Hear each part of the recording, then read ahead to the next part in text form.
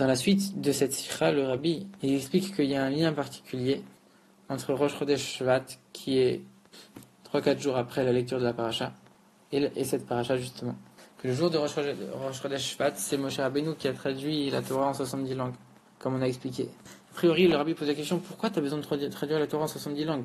À l'époque, ils parlaient tous hébreu, et ils allaient dans un pays où il n'y avait qu'une seule autre langue, et que même à eux, à la limite, on s'en fiche qu'ils comprennent. Pourquoi il y a besoin de traduire la Torah en 70 langues? Et même si tu me dis qu'il faut la traduire, pourquoi c'est Moshe Rabbeinu lui-même qui doit la traduire? Surtout qu'on voit que c'était un jour de Rosh Chodesh, que Rosh Chodesh c'est un jour spécial où il y a plein de choses spirituelles à faire.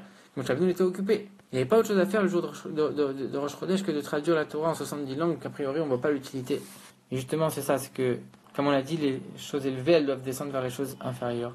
Moshe Rabbeinu qui était lui le plus élevé, c'était justement lui qui devait descendre, le plus élevé qui devait descendre vers les choses les plus inférieures, vers les 70 langues. Et faire pénétrer ces 70 langues de chol, de choses saintes. Faire pénétrer l'unité de Dieu même dans la pluralité. Dans la pluralité de langues, il fait pénétrer l'unité du message de Dieu. Et comme on sait, la deuxième raison, c'est que comme on sait que pour descendre dans un niveau très bas, il faut être d'un niveau très haut. Comme on voit que quand tu veux expliquer quelque chose de très profond à un élève qui est très bête, alors il faut un professeur qui soit 10 fois plus intelligent que les autres, qui puisse arriver à faire descendre la chose à son niveau. De la même manière, celui qui pouvait faire descendre la Torah aussi bas, c'était que Moshe Rabbeinu. Le rabbi dit que le jour de Rosh Chodesh, il inclut en lui tous les jours du mois, comme on voit qu'il s'appelle Rosh Chodesh, la tête, que la tête, elle a la vitalité de tout le corps.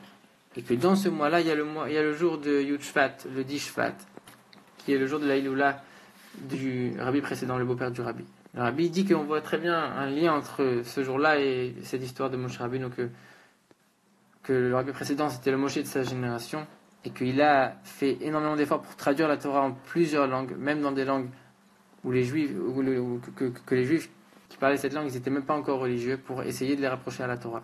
Et c'est ça que le rabbi précédent, il a demandé à ses chassidim et à tous ceux qui sont attachés à lui, et aux Juifs en général, de lier toujours ces deux choses-là, ces deux domaines. Que même les gens les plus élevés, ils essayent de descendre dans les choses les plus basses, de traduire la Torah, de s'enseigner la Torah, peu importe à qui. Et ne pas s'enfermer sur soi-même et s'ouvrir vers le monde et apporter des choses au monde. Que par ce mérite-là, Hachem, il nous sortira d'Égypte, il nous amènera vers la véritable largesse avec la venue de Mashiach, Hachem.